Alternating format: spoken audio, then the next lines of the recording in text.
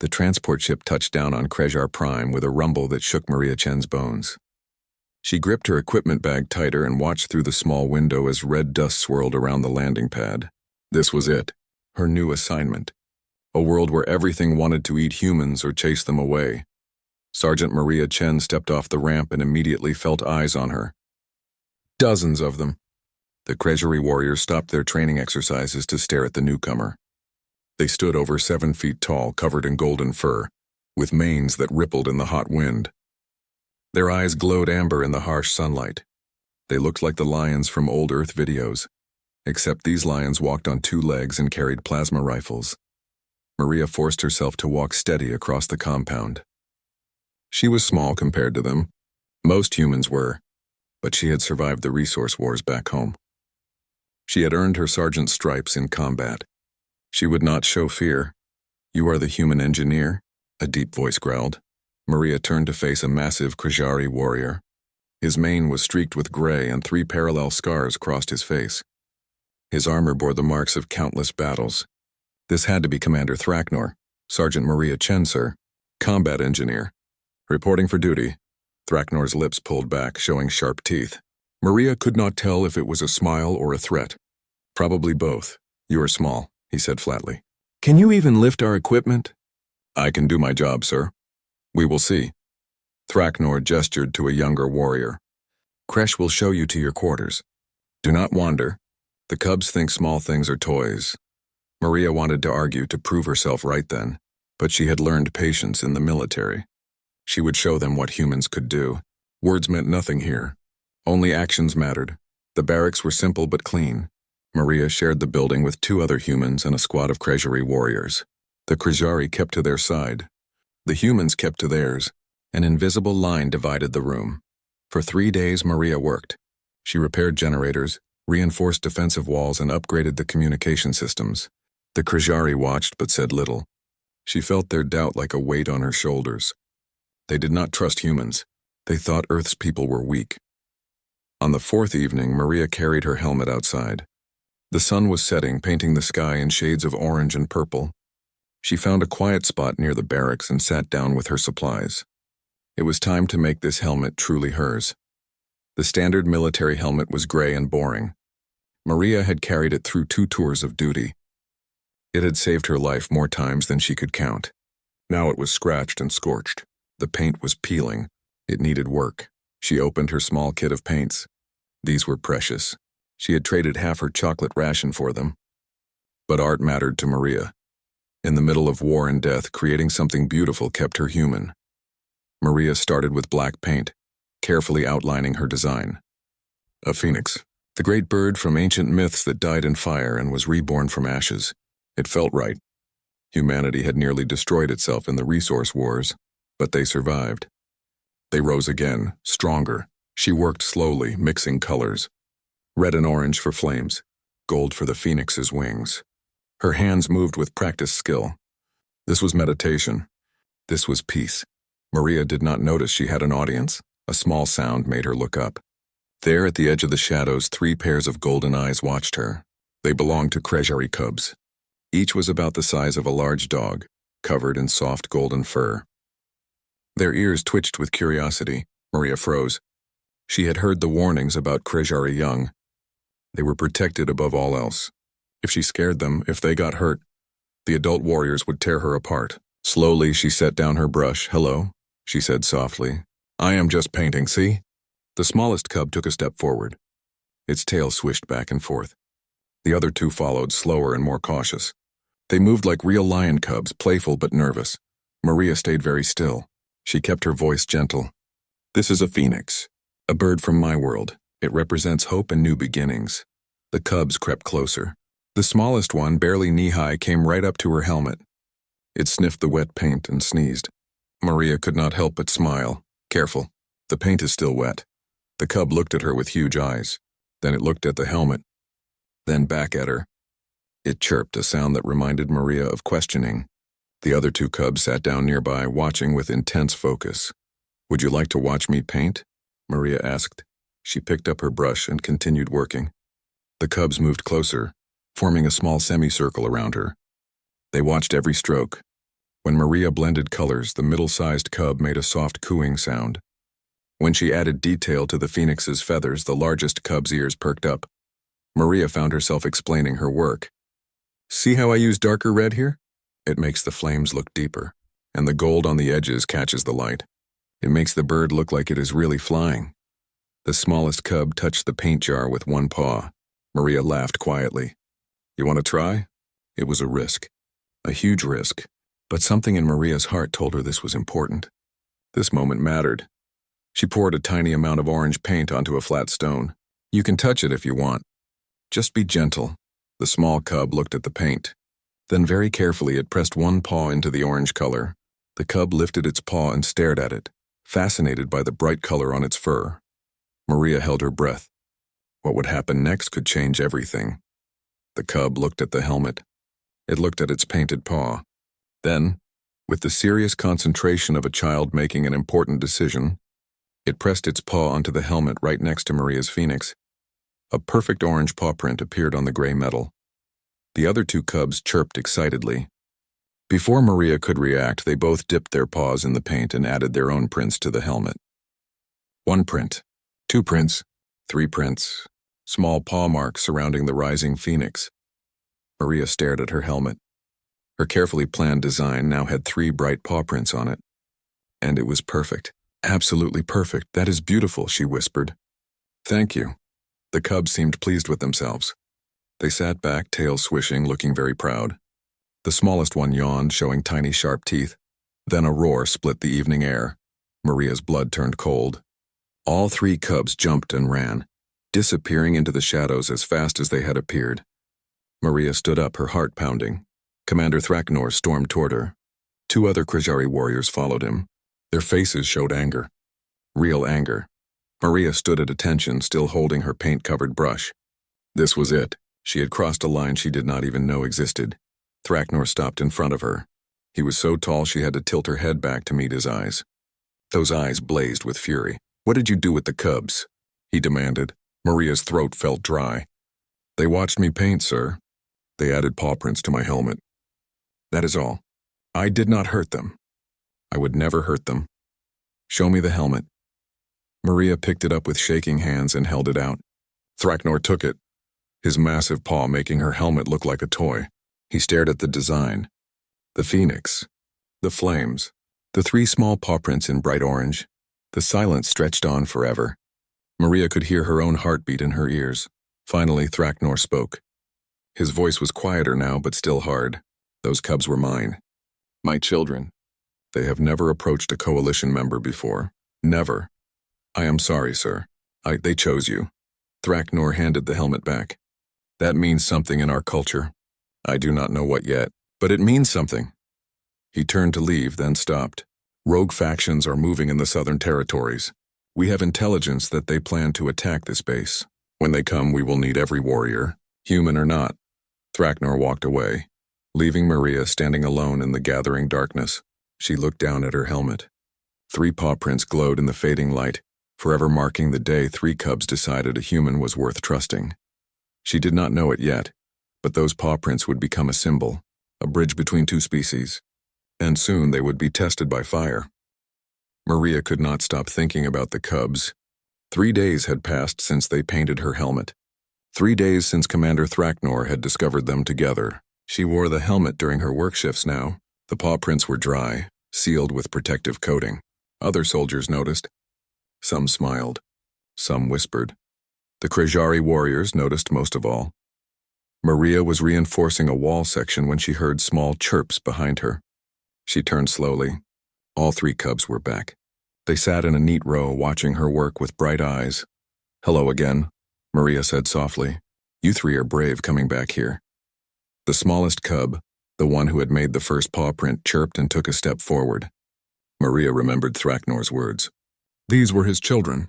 She needed to be careful, but something made her set down her tools and sit on the ground. It was a risk, showing vulnerability to predator species. But cubs were cubs, no matter what world they came from. The smallest one approached first. It sniffed her boots, then her hands. Maria stayed still. The cub made a satisfied sound and sat down right next to her. The other 2 followed, forming a circle around her. You are curious little things, Maria said. Does your father know you are here? A deeper voice answered. He does now. Maria's heart jumped. Thraknor stood 10 feet away, arms crossed. But his face did not show anger this time. He looked tired. Maybe even sad. Sir, I did not call them. They came on their own. I know. Thraknor walked closer. The cubs chirped excitedly at their father but did not leave Maria's side. Something flickered in the commander's eyes. Surprise, maybe. They have been asking about you, using the few human words they know. Paint lady. Firebird. My mate thinks it is funny. I think it is complicated. Maria did not know what to say. Thraknor sat down on a nearby crate. He looked strange sitting there, this massive warrior taking a break to watch his children. Tell me about your firebird, he said. The phoenix, Maria blinked in surprise. Sir, my cubs want to know. I want to understand why they are drawn to it. To you. Maria looked at the 3 cubs. They watched her with complete attention. She took a breath and began. The phoenix is a myth from old Earth, a beautiful bird that lives for hundreds of years.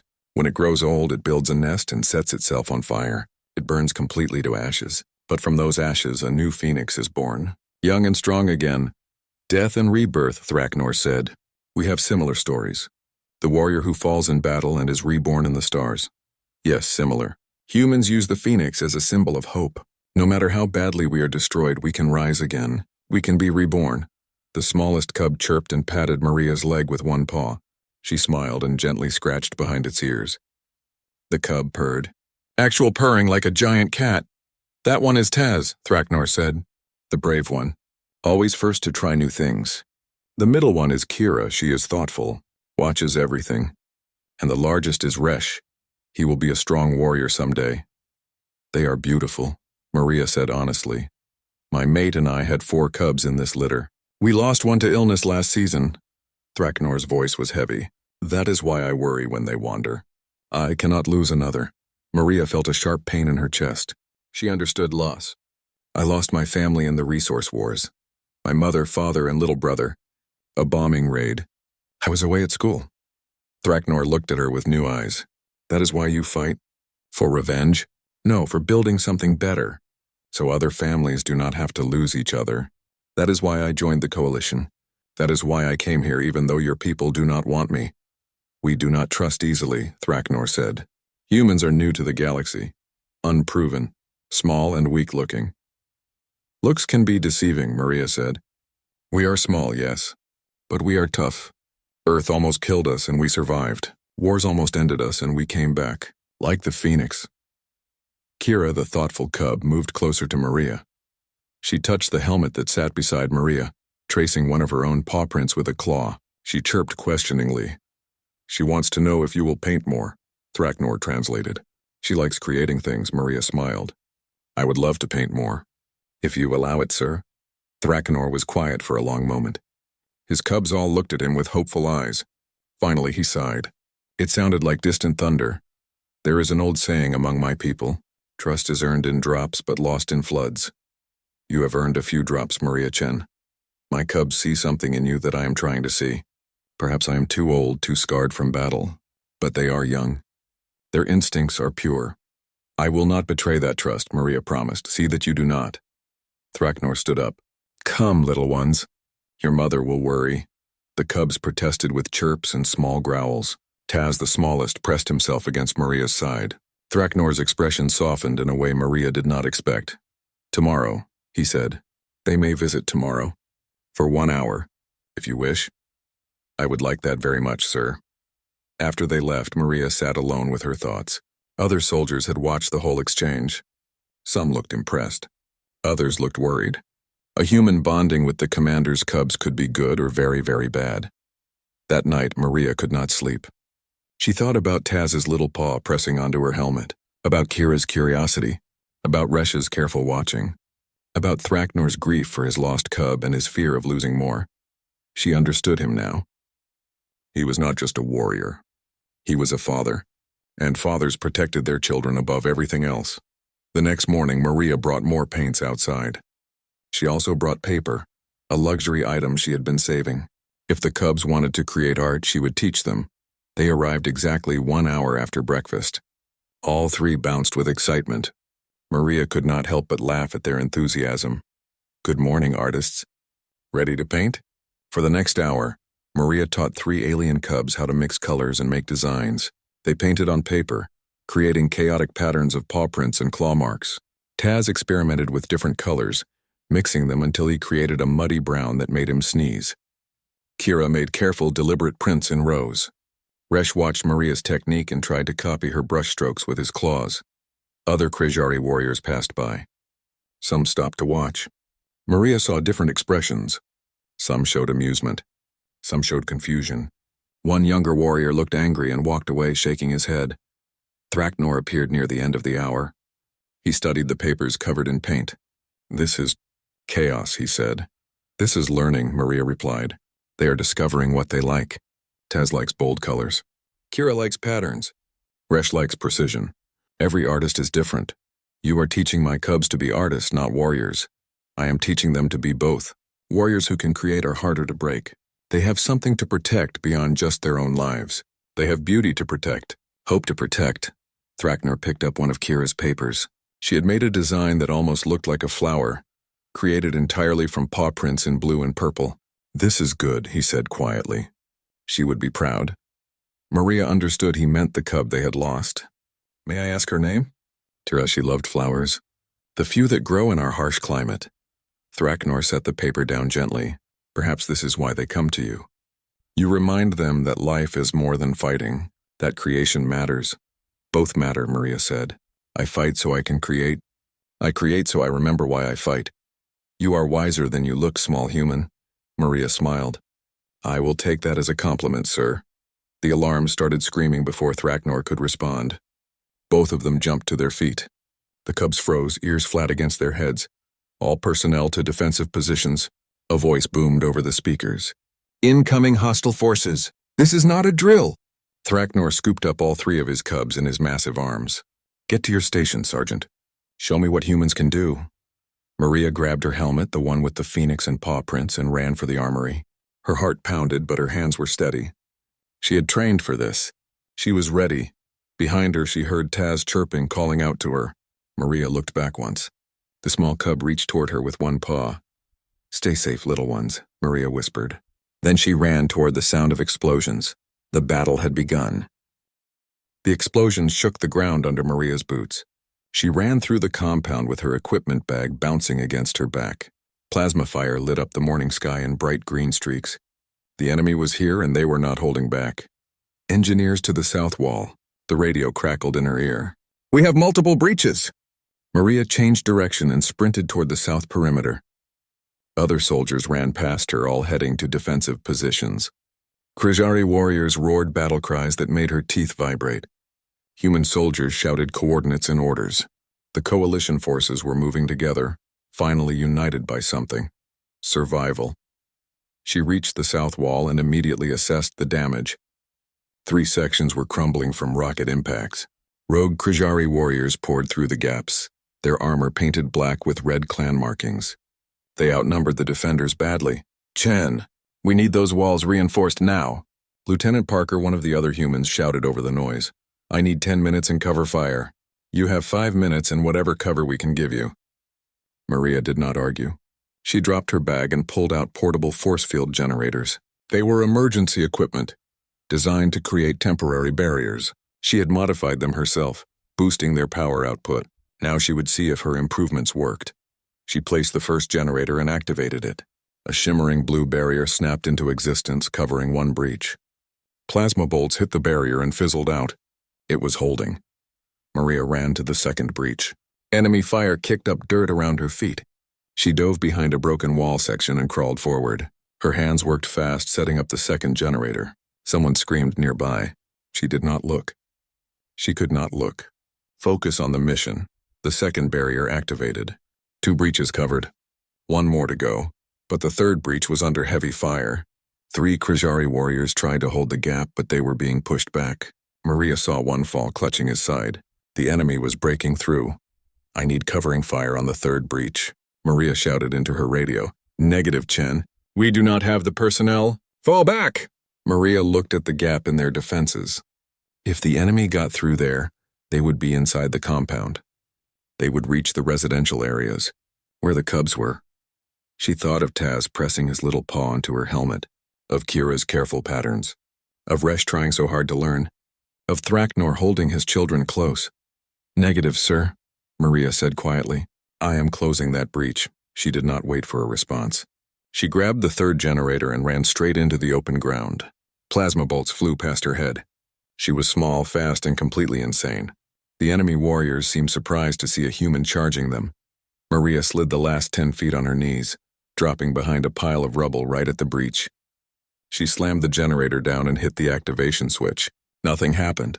"No, no, no," she whispered, checking the connections. One cable had come loose in her run. She reattached it with shaking fingers.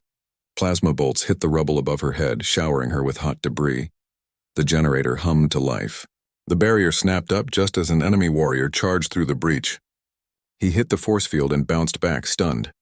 Maria allowed herself 1 second to breathe. Then she pulled out her sidearm and prepared to defend her position. The generators would hold for maybe an hour. After that, they would need permanent repairs or replacement. "Chen, you crazy human." Lieutenant Parker's voice came through. That was either the bravest or stupidest thing I've ever seen. "Can it be both, sir?"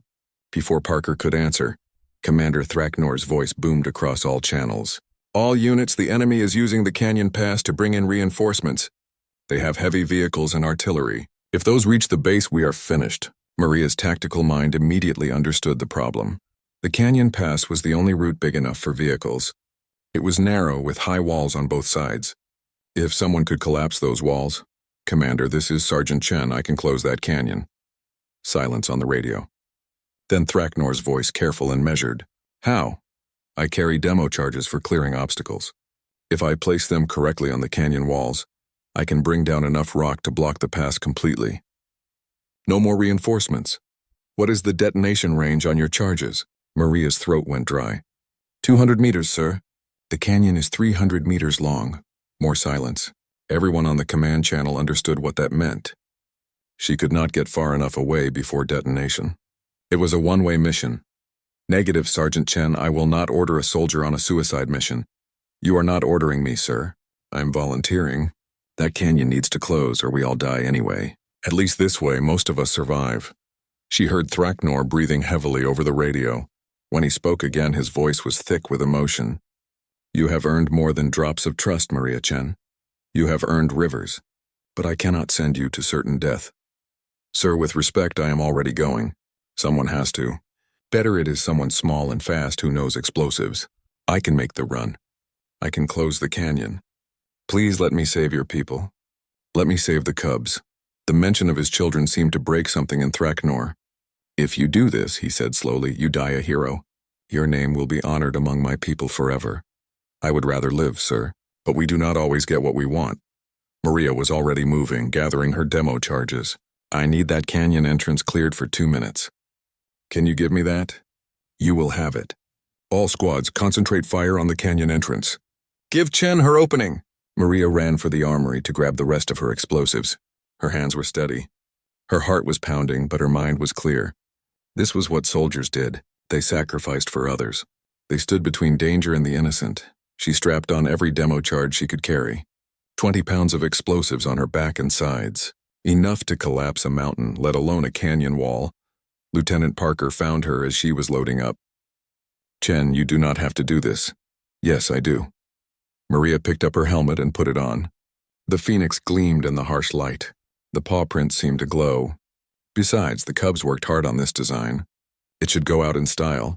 "You are completely insane, so I have been told." Maria checked her detonator one last time. "If I do not make it, tell Thraknor that his cubs have talent. Kira could be a real artist someday. Tell him yourself when you get back." Maria smiled, even though they both knew the truth. "Sure, sir. When I get back." She ran toward the canyon entrance. The defenders had created her opening, pushing the enemy back with concentrated fire. Plasma bolts and rockets lit up the battlefield. Maria was just one small human running through the chaos, but she ran fast. Years of training and combat had made her tough. She had survived the resource wars by being quick and smart. She would use every skill she had now. The canyon entrance loomed ahead. Enemy reinforcements were already visible in the distance, heavy vehicles rolling through. Maria had minutes at most. She entered the canyon at full sprint. The walls rose high on both sides, red rock that had stood for millions of years. Today, it would fall. Maria placed her first charges halfway down the canyon. She used climbing gear to scale the wall, working as fast as her hands allowed. Plant the explosive, set the timer, move to the next position. Her training took over, pushing away fear and doubt. Enemy fire started hitting the canyon walls behind her. They realized what she was doing. Warriors on foot entered the canyon, chasing her. Maria kept climbing, kept placing charges. She reached the far end of the canyon and planted her last explosives. 20 charges in total, perfectly positioned to bring down both walls. The canyon would become a tomb of rock. Nothing would get through for months, maybe years. Maria climbed down and pulled out her detonator. Her hands shook now. The adrenaline was fading, replaced by the cold reality of what came next. She activated her radio. "Charges set, Commander. I am ready to detonate on your order. Maria." Thraknor's voice was quiet. "You have given us victory today. You have saved my cubs. I will make sure they remember you. I will tell them about the human warrior with the painted helmet who taught them that courage comes in all sizes." Maria felt tears on her face. "Tell them the paw prints made it look cooler, sir." "I will. Detonate when ready, Sergeant, and may your phoenix rise again in whatever comes after." Maria looked at the enemy warriors running toward her. She looked at the charges that would bring down the canyon. She pressed the button. Fire in the hole. The world exploded in sound and fury. The canyon walls cracked and groaned. Millions of tons of rock began to fall. Maria tried to run, but she knew she would not make it. The blast wave hit her from behind, lifting her off her feet and throwing her forward like a leaf in a storm. She flew through the air and crashed into something hard. Pain exploded through her body. Rocks rained down around her, huge boulders bouncing and rolling. Dust filled her lungs. Maria tried to crawl, but her legs would not work right. She tasted blood. Her vision blurred.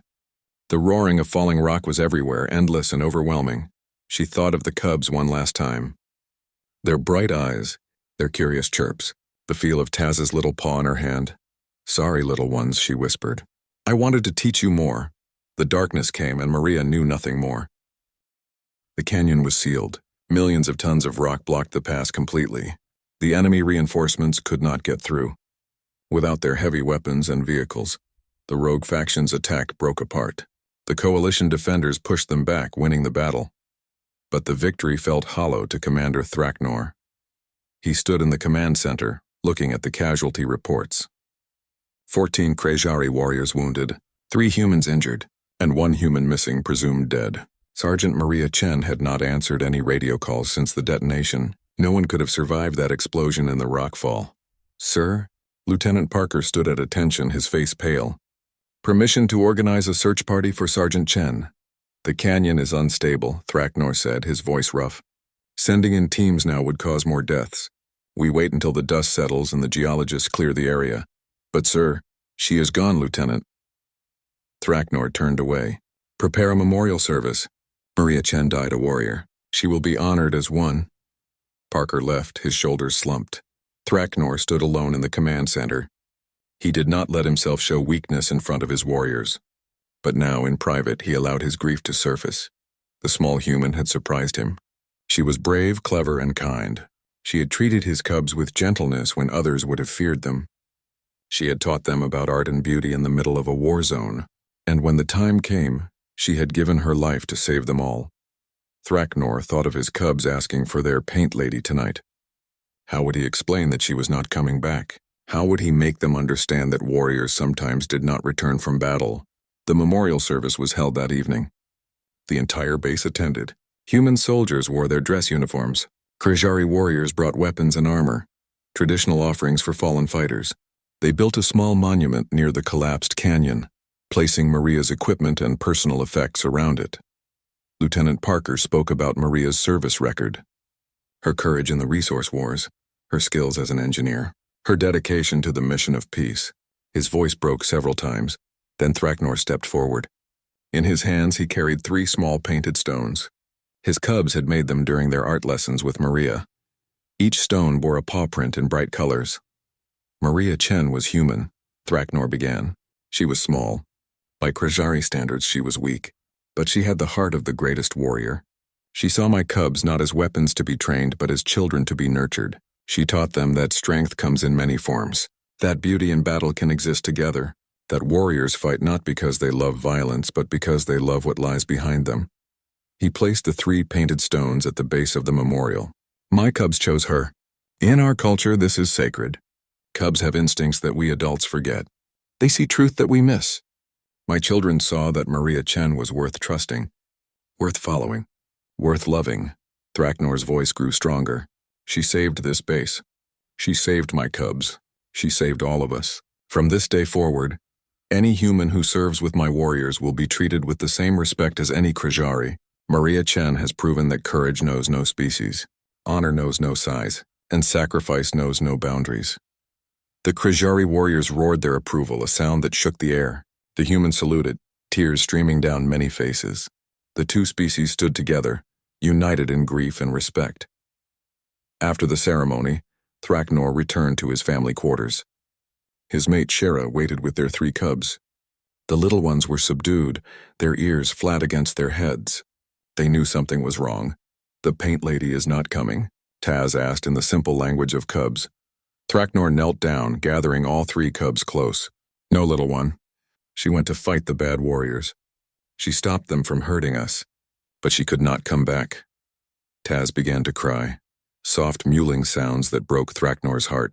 Kira pressed her face into her father's mane. Resh tried to be brave, but his tail drooped with sadness. She taught us to make pictures, Kira whispered. She was nice. Yes, she was, Thraknor agreed. And she would want you to keep making pictures. To keep creating beauty. That is how we honor fallen warriors. We live the lives they died to protect. Shera touched her mate's shoulder. They will need time to understand. We all will. 2 days passed. The base returned to routine, though the mood was somber. Geologists finally cleared the canyon area as stable enough for careful exploration. Thraknor sent out patrols to document the damage and ensure no enemy survivors lurked in the rubble. One patrol, led by a young warrior named Kresh, found something impossible. Commander, Kresh's voice crackled over the radio, urgent and confused. We have found a blood trail. Human blood. Leading away from the blast site. Thraknor's heart stopped. Say again? Human blood, sir, fresh, 2 days old at most. A trail leading into the wilderness beyond the canyon. Someone survived. The command center exploded into activity. Thraknor immediately assembled a full search team. If Maria Chen had somehow survived that explosion, she was out there alone, injured in hostile territory. Rogue faction patrols still operated in the wilderness. Predators hunted in the rocky hills. She would not last long without help. I am leading this search personally, Thraknor announced. Volunteers only. This will be dangerous. Every warrior in the base volunteered. Thraknor selected the best trackers and scouts. But as he was preparing to leave, 3 small figures pushed their way through the crowd of adults. His cubs stood at attention, their little faces determined. We come too, Taz declared. Absolutely not, Thraknor said firmly. This is a combat mission. We can track her, Kira insisted. We know her smell. We tracked her before when she was painting. We can find her. Thraknor wanted to refuse, but Kresh stepped forward. Sir, the cubs have excellent noses, better than most adults for close scents. If they know her personal scent, they could track her where we might lose the trail. It is too dangerous, father. Resh spoke up, his voice young but serious. She saved us. We should help save her. Thraknor looked at his mate. Shera's expression was troubled, but she nodded slowly. They need this. They need to try. Keep them close. Keep them safe. But let them help their friend. Against his better judgment, Thraknor agreed. You stay within arm's reach of me at all times. You follow orders without question, and if I tell you to run, you run. Understood? Yes, father, all 3 cubs chorused. The search party moved out at dawn. They followed the blood trail into the wilderness, moving carefully through rocky terrain. The trail was faint. Maria had tried to cover her tracks, which meant she had been conscious and thinking tactically. That was a good sign, but there was too much blood. Dark spots on rocks, smears on cliff faces where she had pulled herself along. Maria was badly injured and losing blood steadily. Time was running out. The cubs proved their worth quickly. When the trail disappeared across a rocky area, Taz's sharp nose picked it up again. When they reached a fork in the path, Kira determined which direction Maria had gone. Resh spotted signs that human soldiers missed. A scrap of fabric, a disturbed stone, a partial boot print. They tracked for hours, moving deeper into uncharted territory. The landscape grew more rugged. Twice they spotted rogue faction scouts and had to hide. Once they heard the roar of a large predator and took a detour. As the sun began to set, they reached ancient ruins. Massive stone structures thousands of years old, built by Krajari ancestors. This was sacred ground forbidden to outsiders. But the blood trail led straight into the ruins. Why would she come here? Kresh wondered. Thraknor's combat instincts prickled. She had a reason. Stay alert. They entered the ruins carefully, weapons ready. The blood trail continued through fallen archways and crumbling corridors. Then they heard it. Sounds of combat. Plasma fire.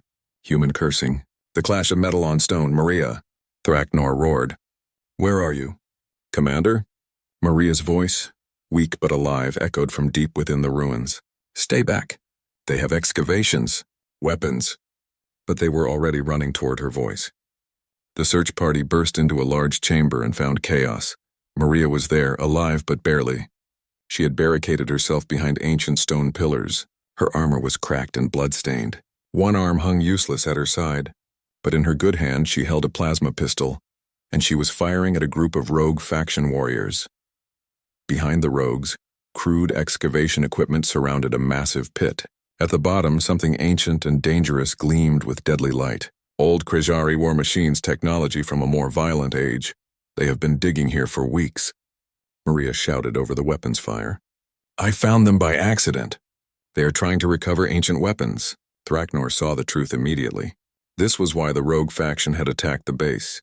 Not to destroy it, but to distract while they excavated forbidden technology. If they recovered those weapons, the war would never end. Defensive positions, Thraknor commanded. Protect the human. Stop the excavation. The battle erupted in the ancient chamber. Coalition forces against rogue faction warriors, fighting among ruins that had stood for millennia. Maria collapsed behind her barricade, finally able to stop fighting. The cubs ran to her, chirping frantically. Hey, little ones, Maria whispered, her voice fading. I made it. Sort of. Taz pressed against her side, purring desperately. Kira licked Maria's face. Resh stood guard, growling at anyone who came close. Stay with me. Paint Thraknor fought like his ancestors must have fought, with fury and precision. His warriors followed his lead, pushing the rogue faction back. The ancient chamber echoed with the sounds of battle, plasma fire, roaring challenges, and the clash of combat. But Thraknor's eyes kept returning to Maria and his cubs. The three little ones huddled around the collapsed human, trying to keep her warm and awake. Maria's face was pale, her breathing shallow. She had survived the canyon explosion only to die slowly from her wounds, alone in the wilderness. No, Thraknor would not allow it. Kresh, he bellowed over the combat noise. Take a squad and secure the medic. Get to Maria now.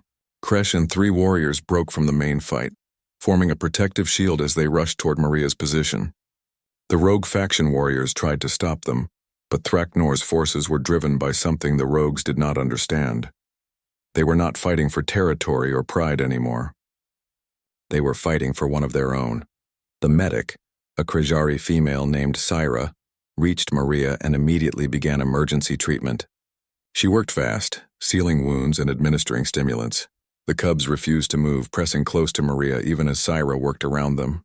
She has lost too much blood, Syra reported grimly. She needs full medical facilities soon. Then she will have them, Thraknor growled. He turned to face the remaining rogue warriors. Surrender now, and you will be treated according to coalition law. Continue fighting, and you face ancient justice.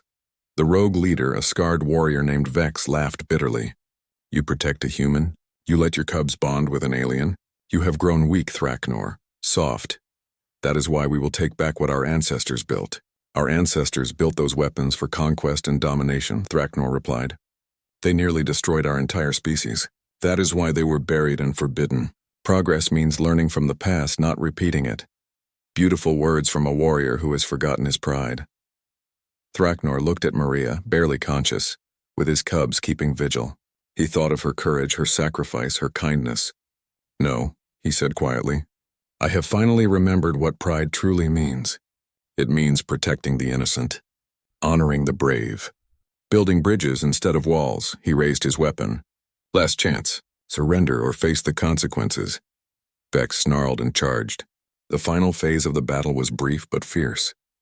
The coalition forces were motivated by something powerful, the need to save one small human who had proven herself worthy. The rogue faction fought for old glory and ancient weapons. Motivation won. Within minutes, the rogue warriors were defeated. Those who survived surrendered. Kresh and his squad immediately rigged explosives around the excavation pit. The ancient weapons would be destroyed, buried forever under tons of rubble. Thraknor rushed to Maria's side. Syra was still working on her, but she looked up and nodded. She is stabilized, barely. We need to move her now. Father, will she live? Taz asked, his small voice trembling. If I have anything to say about it, yes. Thraknor gently lifted Maria in his arms. She weighed almost nothing to him. Her painted helmet had fallen nearby, cracked but intact. Kira picked it up carefully in her jaws, refusing to leave it behind. The journey back to the base was tense. Thraknor carried Maria the entire way, refusing to let anyone else take her. His cubs stayed close, taking turns keeping watch and checking that Maria still breathed. The search party moved as fast as they dared through the wilderness. They reached the base as night fell. The medical team was ready and waiting. They rushed Maria into surgery immediately. Thraknor wanted to stay to wait, but he had duties. The captured rogue warriors needed to be secured. The ancient weapons site needed to be destroyed. He forced himself to walk away from the medical center. His cubs did not. They planted themselves outside the medical bay and refused to leave. Shara brought them food and water, but they would not move. Other warriors passed by and saw the 3 cubs keeping vigil for their human friend. Word spread quickly through the base. The surgery took 6 hours. When the lead doctor, a human named Dr. Williams, finally emerged, dozens of soldiers had gathered. Coalition personnel from every species waited for news. She's going to make it, Dr. Williams announced, exhausted but smiling. Multiple broken bones, severe internal injuries, and she lost dangerous amounts of blood. But Sergeant Chen is as tough as they come. She will need months of recovery, but she will survive. The cheers that erupted could be heard across the entire base. The cubs bounded into the recovery room the moment they were allowed. Maria was unconscious, hooked to machines that beeped steadily. But she was breathing. Her heart was beating. She was alive. Taz climbed carefully onto the bed and curled up next to Maria's good side, purring. Kira placed the cracked helmet on the bedside table, where Maria would see it when she woke. Resh sat at the foot of the bed, a small guardian. You did good, Paint Lady, Taz whispered. You can rest now. Maria woke 3 days later. The first thing she saw was 3 cubs sleeping around her hospital bed. The second thing she saw was her helmet, battered and scarred, with the phoenix and paw prints still visible. Hey, little ones, she whispered. 3 pairs of eyes snapped open. The cubs chirped with joy, careful not to jostle her injuries. They pressed close, purring and making happy sounds. Maria laughed even though it hurt. She was alive. Somehow, impossibly, she was alive. Thraknor entered the room moments later as if he had been waiting for this moment. He looked at Maria for a long time, his expression complex. You destroyed millions of credits worth of forbidden technology, he said finally. Yes, sir. You discovered an illegal excavation that could have reignited the war. Yes, sir. You survived an explosion that should have killed you, then managed to sabotage enemy operations while critically injured. Yes, sir. Thraknor sat down heavily in the chair beside her bed. You are either the luckiest or the most stubborn human I have ever met. Maria smiled weakly. Can it be both, sir? Apparently. Thraknor reached over and gently touched his cubs, who were still glued to Maria's side. They refused to leave. For 3 days they stayed here. Other soldiers brought them food. They slept in shifts, so someone was always watching you. They are good cubs, Maria said, her throat tight with emotion. They learned that from you. Thraknor pulled something from his pocket.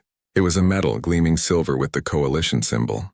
The Coalition Council has awarded you the Star of Valor, the highest honor we give. Only 17 warriors in Coalition history have earned it. You are the first human. Maria stared at the medal. Sir, I do not need. You do not get to decide what you need or deserve. Thraknor interrupted. We do. You saved this base. You saved my cubs. You showed my people that humans are worthy allies. You will accept this honor, Sergeant. That is an order. Yes, sir. Thraknor pinned the medal to the pillow beside Maria's head. There is more. The Coalition has authorized a permanent joint unit, Krejari and human warriors working together. I have requested you as my chief engineer. If you accept, Maria looked at the cubs, then at Thraknor. I accept. Good. Thraknor stood. Rest now. You have months of recovery ahead. The cubs will help. They have declared themselves your personal guards. I would be honored to have them. After Thraknor left, Maria lay back and looked at her helmet. The phoenix and the paw prints. Fire and claws. Human and Krejari together. She thought about how she had arrived on this world. Unwanted and untrusted. How 3 curious cubs had seen past her differences. How war had forged unlikely friendships. Taz nuzzled her hand. Paint Lady, when you are better, will you teach us more? I will teach you everything I know, Maria promised. Art, engineering, how to build things that last, how to create beauty even in difficult places.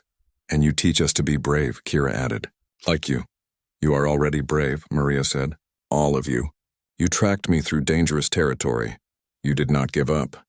That is true courage. Resh, the quietest of the 3, finally spoke. You are Pack now. Father says so. We protect Pack. Maria felt tears on her face. Pack. Family. She had lost hers in the resource wars. But here, on an alien world, with a species that had started as strangers, she had found a new family. Not through blood, but through choice. Through trust earned in drops and buckets and rivers, yes, she whispered. We are Pack. 6 months later, forward operating base Harmony looked very different. Human and Krejari soldiers trained together, their armor painted with mixed designs. Some wore phoenixes rising from flames. Others displayed paw prints in bright colors. Many wore both. Maria walked through the compound without a cane for the first time, her injuries finally healed. Her helmet, fully repaired but still bearing the original paint, sat comfortably on her head. Beside her walked 3 growing cubs, no longer small but not yet adults. They had grown during her recovery, but their bond with her had only strengthened. Show me what you have been working on, Maria said as they reached the art space that had been set up near the barracks. The cubs had been busy. Dozens of paintings covered the walls. Some were abstract explosions of color. Others were detailed scenes of the base, the warriors, the alien landscape. One painting in particular